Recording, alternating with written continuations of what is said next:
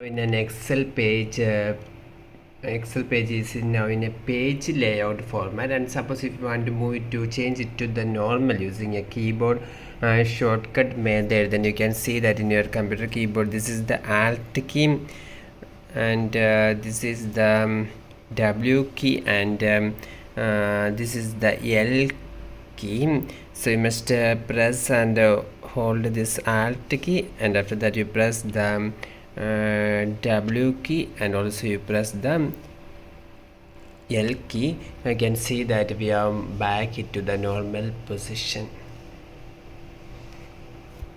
So remember, you must press and hold this Alt key, and one of your fingers should be in the Alt key. At the same time you must press the W key, and after that you press this L key.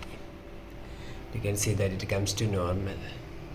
Another method to change this is in the top there you can see home, and from there you can choose the view option here, view on this one, and from there you can simply select the normal without using keyboard shortcut method also. For more videos you can subscribe. Thank you.